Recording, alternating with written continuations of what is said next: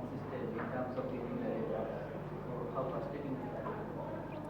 Yeah, I think that's a fair comment. It's very frustrating. We've had a number of really close finishes, and I guess in T20 cricket you've got to win the key moments, and I think we haven't won some key moments that we look back on and we could have virtually won every game that we've played. So yeah, that is frustrating, but ultimately we're still in the tournament. We win our last 2 games and we give ourselves a chance for the playoffs. There is lots of payment issue discussing in BPL. Did you get the money? Yeah, so far I'm on track as per my agreement. So yeah, it's obviously disappointing to hear some issues going on in other franchises, but ultimately, from our franchise's perspective, everything is up to date. Do you think where you are actually missing out? What do you think actually where team is missing out? I think our fielding is a big one where we've sort of missed some chances at key times. I look back at the games we've won and our fielding's been top draw.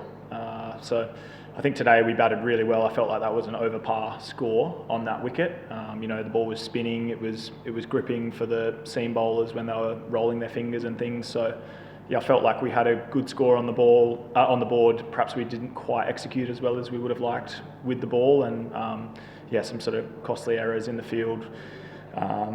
You look back on and you think in a game decided by 4 or 5 balls, that's probably the difference. Also, another thing is that just adding his questions. Do you think that image-wise, BPL is getting bad day by day for all these foreign players' payment issues because it goes into the world?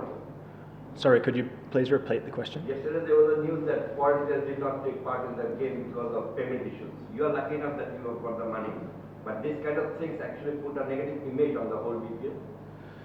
I guess that's up to opinion, really. As a player, you have a responsibility to be performing to the best of your ability. Ultimately, that's your responsibility. Preparing well and giving you 100%. And I guess as an owner or as a franchise, you have a responsibility to stick to the contract with your players. So, that's disappointing if that's not happening elsewhere. But yeah, I'm grateful that to date, Kulna has been fantastic. Will, World Cricket Association has listed BPL as one of the riskiest league in terms of this sort of anomalies and involvement of some allegations of match fixing and many other things. They have rated this in the risky leagues.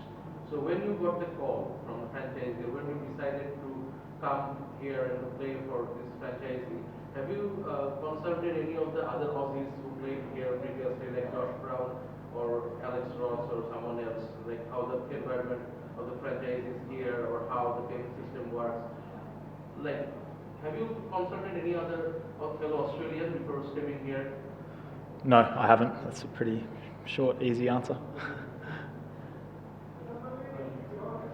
You won 202 at the first day, and now you're with 8 points.